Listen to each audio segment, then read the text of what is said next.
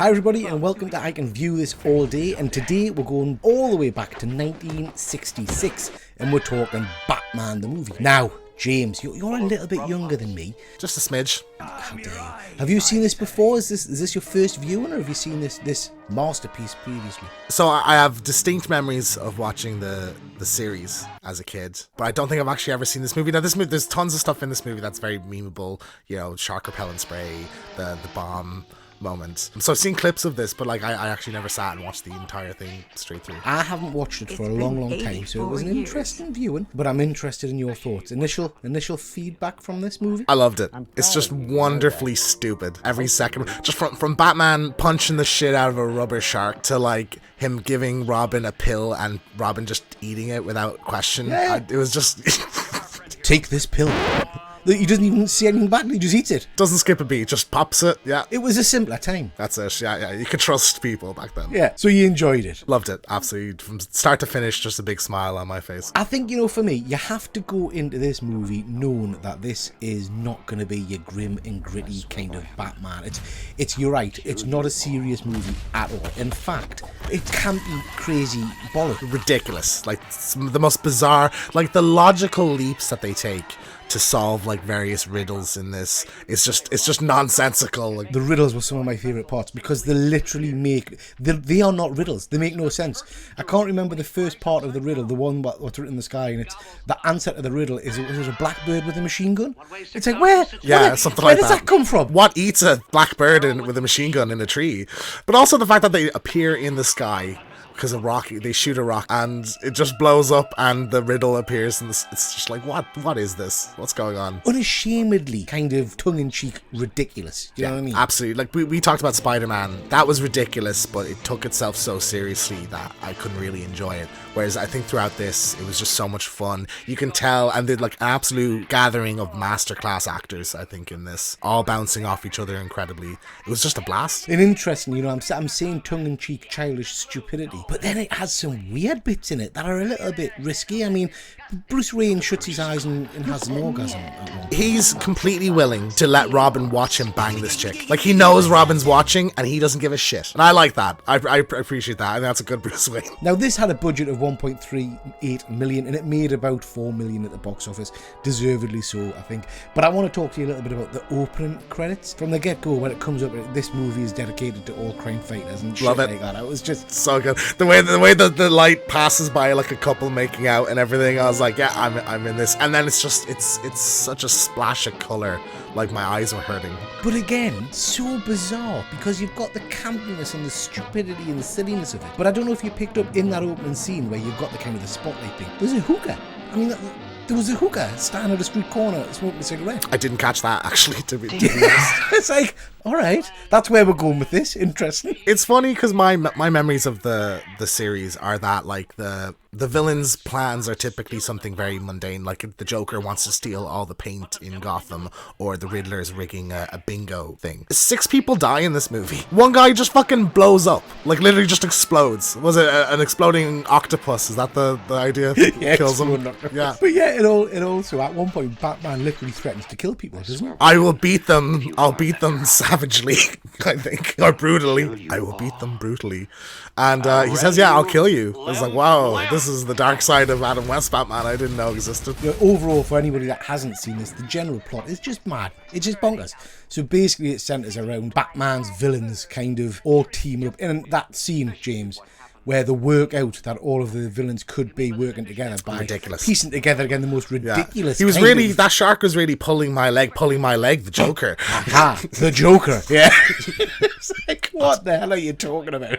Yeah. But anyway, all of the Bat villains, you main Bat villains from the series, team up to dehydrate the World Council, which is a bizarre plot.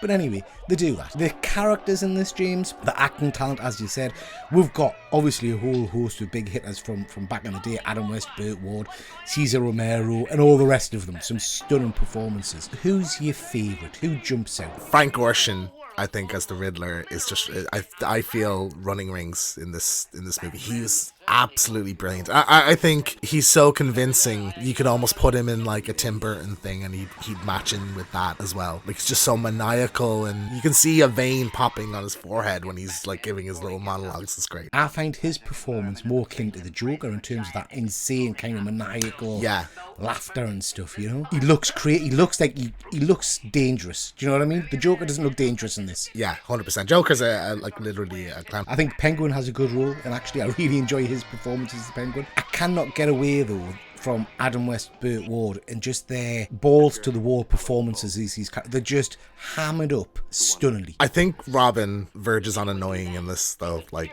quite a lot. Like he's touching that line. I feel just a little gee willikers, Batman. There's, you know, holy moly, you know, it's just like ugh. I think the delivery of their lines, particularly Adam West, the delivery of their lines is just perfect in terms of what they want from this movie, you know, which is just mad. Now, in this movie, we got introduced to some new vehicles, which I thought were pretty cool. We got the Bat Bike, we got the Batcopter. But they keep at the airport, which I love. But the star of the show for me is the Batmobile. That's one of my favourite versions of the Batmobile. When the jet kicks in, the music starts, I can't help but grin like a little schoolboy. Yeah, amazing design. Absolutely love it. My favourite shot probably in the movie is it follows them from the Batmobile and they hop out, go down to the dock and get in the speedboat, and the speedboat just fucking takes off like a rocket. It was awesome. Now, you mentioned the docks there. We'll have to really talk about probably two of the most famous scenes in this movie. One of which is the opening scene with the shark, and then the other is obviously some days you just can't get rid of a bomb. What did you think of those scenes? Robin's a bit of a fuck up, isn't he? Because he just dips him straight.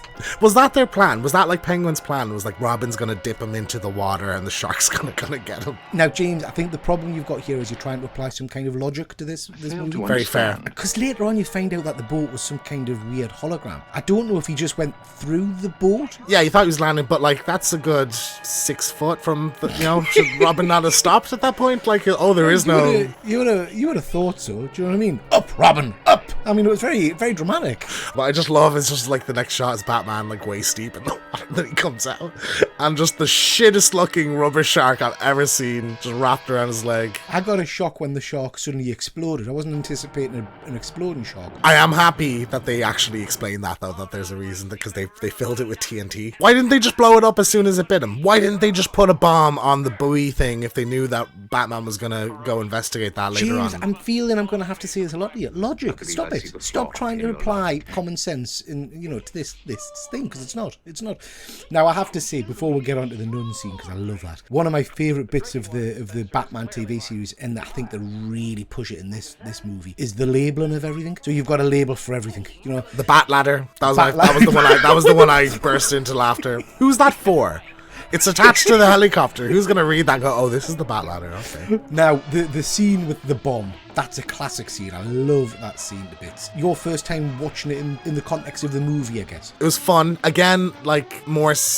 not so obviously not serious, but like there's stakes at least. I just did love that it's like every corner he turns, it's the most innocent thing. Like, here's the nuns, here's a kid with a prom, here's like a couple kissing on a boat, here's a load of ducks, and I thought it was just the way it just kept going and going was so funny.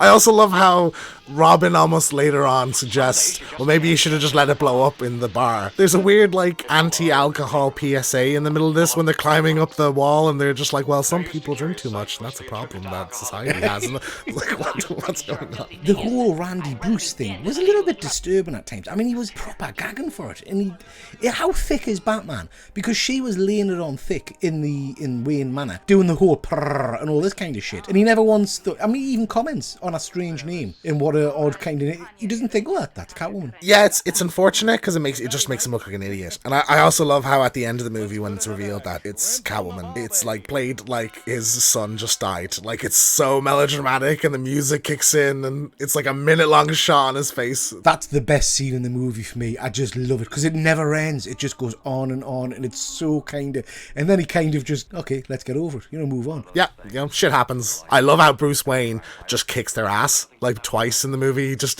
beats the living shit out of them and then escapes. And I was like, great, awesome, I love that. I was a little surprised that it took until pretty much the last fight to get the kind of the pows and the whams. Absolutely. Like in my head, I was kind of thinking, is it when it's Bruce Wayne fighting you don't get that kind of side effect? Yeah, that's what I thought as well. But is there a Batman fight? Yeah, there's a few fights where it doesn't happen. Oh, when they It's just- rehydrate and then they just disappear and die. Those 5 henchmen die. Pop. Yeah, the pop. Yeah. Pop like balloons.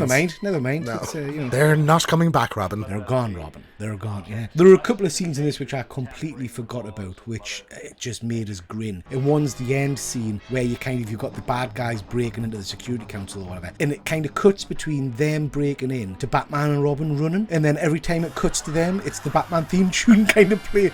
I just love that. Hilarious. That was great. I also just love it. And I think this is maybe like an exercise PSA where it's like, well, we're young and fit, Robin. Let's jog. Holy marathon, Batman. I mean, I loved every second of it, to be honest. And I haven't watched like 60s Batman since I was a kid. I'm kind of interested maybe to go, maybe cherry pick some episodes. I don't know how many seasons it is, to look through some of them. And I know there's a couple of like animated follow-ups that they did in kind of later years.